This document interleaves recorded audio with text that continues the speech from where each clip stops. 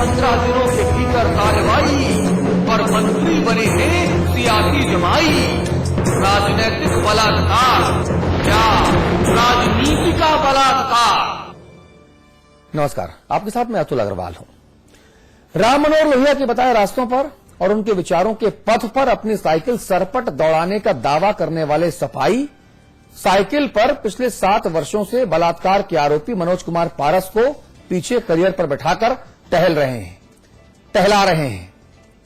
लोहिया ने कभी सपने में नहीं सोचा था कि उनके उसूल और उनके आदर्शों पर चलने का दावा करने वाली पार्टी ऐसे पटरी से उतर जाएगी और पारस जैसे पदभ्रष्ट बलात्कारी को मंत्री बनाकर लोहिया जी का ही मजाक उड़ाएगी। सपा के मंत्री मनोज कुमार पारस, अखिलेश सरकार में मंत्री मनोज कुमार पारस पर दलित युवती से बलात्कार करने का आरोप 7 साल पहले लगा था। गिरफ्तारी अब तक नहीं हुई।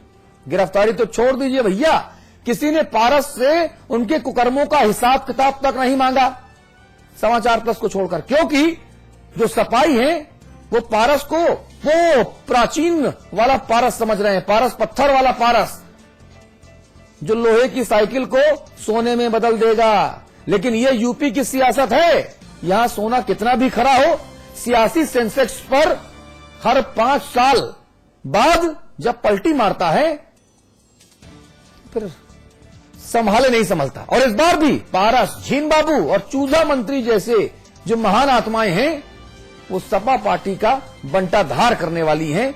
मुलायम सिंह जी, अखिलेश जी, ये आप समझ लीजिए। इस मुद्दे पर बात करेंगे। अमिताभ अग्निहोत्री जी हमारे मैनेजिंग एडिटर हैं, हमारे साथ दिल्ली से हैं, लखनऊ आपको लेकर चलेंगे।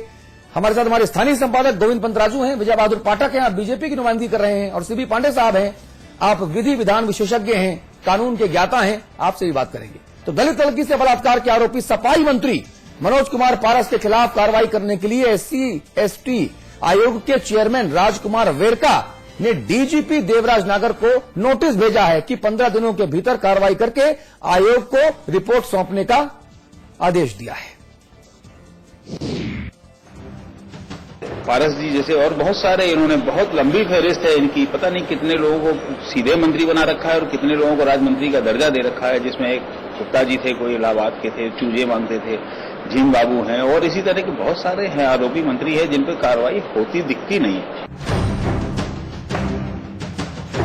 दागियों को बचाने के लिए सपा के तथाकथित सहयोगी यूपीए ने अध्यादेश का जो वरदान दिया था वो रेप के आरोपी सपाई मंत्री मनोज कुमार पारस के लिए फलीभूत होने के बजाय फालतू चला गया।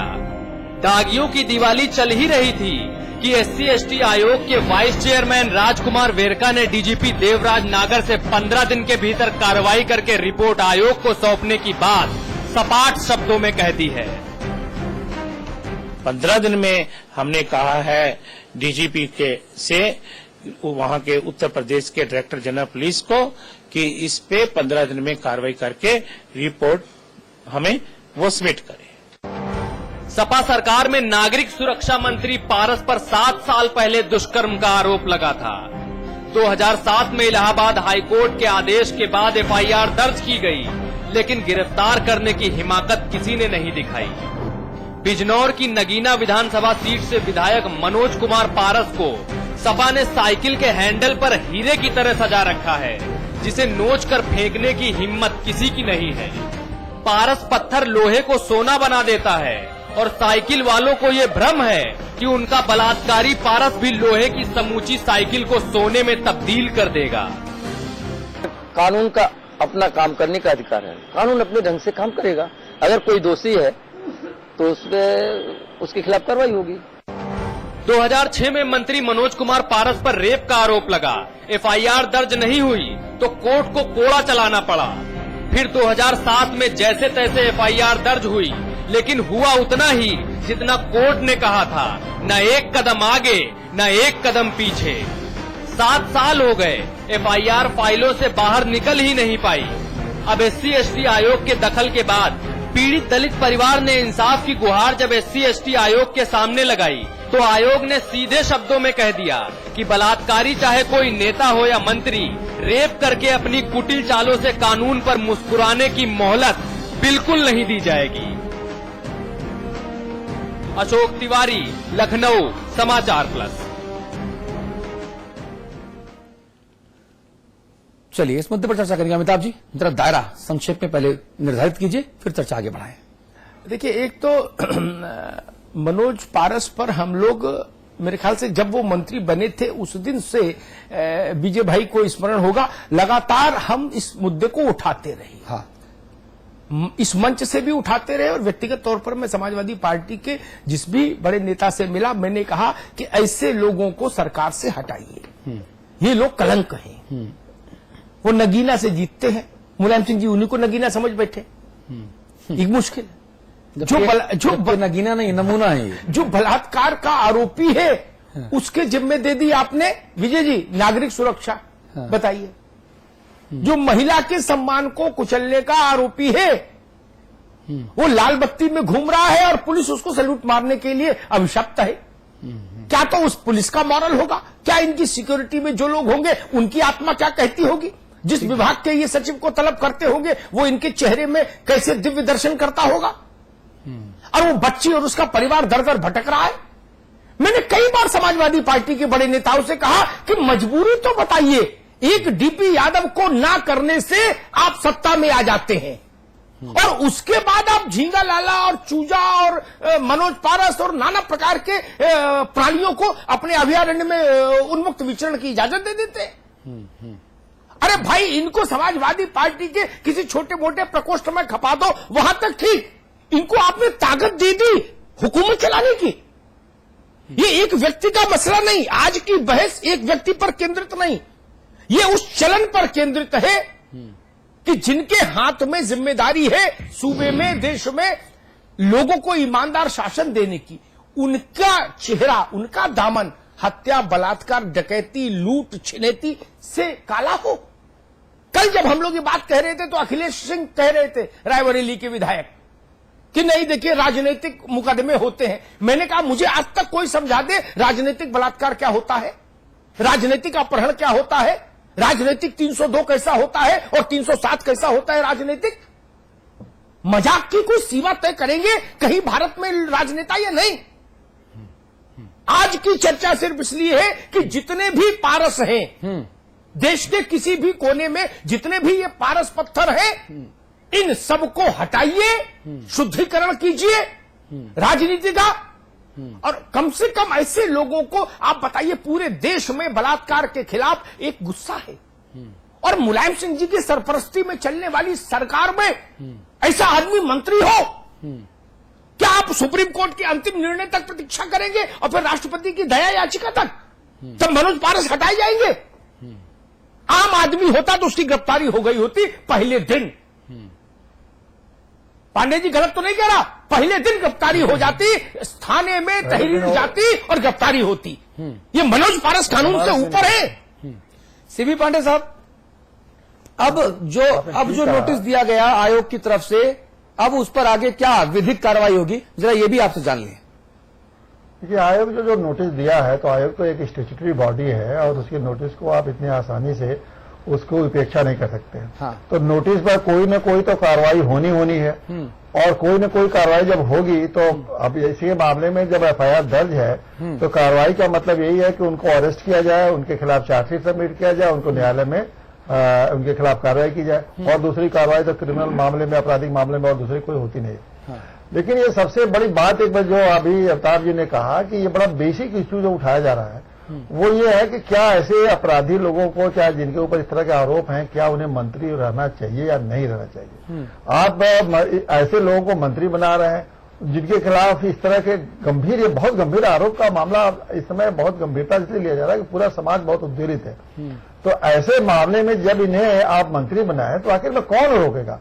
अब वो वोट के नाते, वोट बैंक के नाते, जाति समीकरण के नाते आप ऐसे लोगों को अपन मंत्री बनाए हैं। तो दिक्कत यह है कि हमारे संविधान में ऐसी व्यवस्था नहीं है कि मंत्री बनने के बाद आपके आचरण का संहिता क्या होगा, कौन आपके आचरण को निर्धारित करेगा। सरकारी नौकरी में है तो कोड ऑफ कंडक्ट है, और भी जहां जहां ऐसी व्यवस्थाएं हैं, कोई न कोई इम्पीचमेंट का, जजेस के लिए भी इम्पीचमेंट की व्यवस्था है। लेकिन मंत्रियों को अगर वो मंत्री रहते हुए वो कोई गड़बड़ी कर रहे हैं, चाहे जिस तरह के अपराध कर रहे हैं, तो न उनके इम्पीचमेंट की व्यवस्था है, न उनके कोड ऑफ कंडक्ट की व्यवस्था है। नहीं, और अगर उनको हटा दें कि मुख्यमंत्री मुख्यमंत्री सुप्रीम कोर्ट कुछ कह दे तो फिर उसको आप संसद में तो उसे पलट मानना देते ही नहीं हो। है। संसद में ना पलटा गया तो अध्यादेश ठोक देते हो।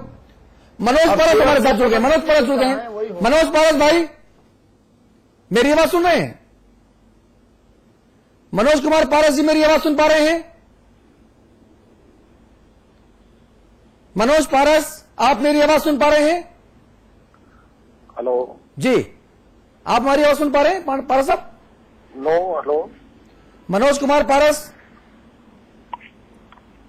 हेलो। फोन काट दिया। नो और हेलो बोला और फोन काट दिया। पांडे साहब, दोबारा हम कोशिश करेंगे कि हमारे साथ रहें वो।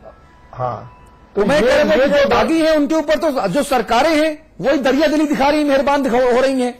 और उसको राम गोपाल यादव कल सराह रहे थे, कहते बहुत अच्छी बात की, ऑर्डिनेंस लाया, बहुत अच्छा किया। बताइए। ये ऑर्डिनेंस लाना अपने आप में मैं समझता हूं कि पूरे देश के साथ और जनता के साथ बहुत बड़ा धोखा है। हाँ।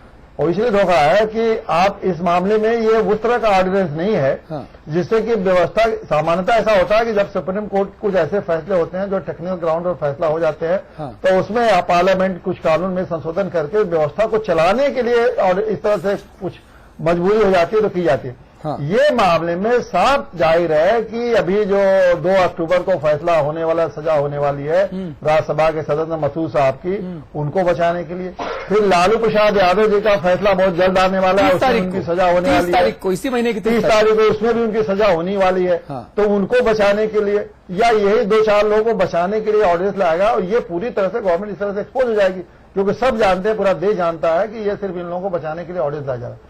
और मुझे आश्चर्य ये बात है कि भारतीय जनता पार्टी ने इस बात को, ये तो कह रही है ऑर्डिनेंस नहीं लेना चाहिए, लेकिन ये भारतीय जनता पार्टी नहीं कह रही है कि ये गलत है, ये कानून को पलटने की जरूरत ही नहीं है। वो नहीं, ये नहीं जो कह सकते ना। 34% जो दागी सदस्य हैं वो इनकी पार्टी में भी हैं। माना कि 84, माना कि 82% झारखंड मुक्ति मोर्चा में है, माना कि 48% समाजवादी पार्टी में है, माना कि 35-36% बसपा में है, लेकिन 34% भाजपा में भी है। पाठक जी, आखिर में कैसे शुद्धिकरण होगा राजनीति का? कौन सा तरीका है राजनीति शुद्धिकरण करने का? आज बहस का मुद्दा है। कल आपने इस पर विस्तार से चर्चा की और अमिताभ जी ने तो बाकायदे अखिलेश जी को बताया भी कि राजनीति में कैसे राजनीतिक मुकदमे होते हैं और कैसे वो उत्तर दे रहे थे, तो उसको प्रदेश की जनता ने भी देखा है। आज जो मुद्दा लेकर के हम आए हैं कि जो पारस जैसे मंत्री लोग हैं समाजवादी पार्टी के, जो पारस हैं, तो मैं आपकी बात से ना इत्तेफाक रखता हूं। वो साइकिल के कैरियर पर नहीं, डंडे पर बैठे हैं, इसलिए इसको संशोधन कर लीजिए। वो डंडे पर बैठे हैं। अच्छा। उनके डंडे पर बैठने पर जिस दिन हम सारे लोगों ने समाचार प्रश्न में उठाया और हम सारे लोगों ने इस विषय को उठाया, हाँ। अगर सरकार मान लेती हाँ। तो शायद ये स्थिति नहीं बनती। 15.80% पाठक जी, एक अपडेट आया है। उस अपडेट से मैं आप सबको और हमारे 20 करोड़ दर्शकों को रूबरू कराना अपनी महती जिम्मेदारी समझता हूं। हमारे सहयोगियों ने जब मनोज कुमार पारस को दोबारा फोन लगाया तो उन्होंने अंग्रेजी में ज्ञान दिया और कहा, I won't talk more on this issue on screen. कुछ बोले हैं क्या? पाठक जी, अब आप कंटिन्यू कर सकते हैं। ये दिव्य, ये एक लाइन का दिव्य ज्ञान, ये एक लाइन का दिव्य ज्ञान ये बलात्कारी मंत्री ने दिया है। देखिए, उनके इस दिव्य ज्ञान को आदरणीय अखिलेश यादव जी ने पहचाना। हाँ। और हम सब लोगों की बातों को उन्होंने संज्ञान में नहीं लिया। हाँ। इसलिए उन्होंने उत्तर प्रदेश में प्रगति की। हाँ। और प्रगति ये की कि 15.80% उत्तर प्रदेश में बलात्कार के मामले बढ़े हैं। हाँ। ये हम नहीं कर रहे हैं। हाँ। ये विधानसभा में सरकार का जवाब है। हाँ। तो पारस जी ने अपनी उपलब्धि दिखाया इस 18 महीने की सरकार में। हाँ। और जहां तक पारस जी की बात है, हाँ। तो आप देखिए, जिस चूजा मंत्री का डिस्कशन हम लोग इस चैनल पर कर चुके थे, उस पर सरकार को समझ में नहीं आया। हाँ। जब ये मामला कोर्ट में गया। हाँ। और कोर्ट ने कहा कि मुकदमा दायर कर दिया जाए, तो मुकदमा दाखिल हो गया। 5 जुलाई को हमने खबर दिखाई थी और अब जाकर इतने महीने बाद मुकदमा हो रहा है। बताइए। नहीं, तो जब वो पीड़ित महिला कोर्ट गई तो मुकदमा दर्ज हुआ। झांसी के जिलाध्यक्ष ने अपनी ही पार्टी के ऊपर के नेता पर बलात्कार का आरोप लगाया। तो ऐसा नहीं है कि पारस है। पारस जी ने अखिलेश सरकार में प्रगति के नए आयाम दिए, नई ऊंचाई दी और उत्तर प्रदेश में बलात्कार के मामलों में 15.80% की वृद्धि की। इसलिए वो बधाई के पात्र हैं। तो जब सरकार में वो प्रगति कर रहे हैं तो आगे कहने से उनको क्यों सरकार हटाएगी? अच्छा, ये इन्हीं के उज्जवल नेतृत्व का परिणाम है क्या पारस की? अब आंकड़े यदि सरकार में आ रहे हैं और मंत्री सरकार के हैं तो सरकार को ही तो क्रेडिट देनी पड़ेगी अमिताभ जी।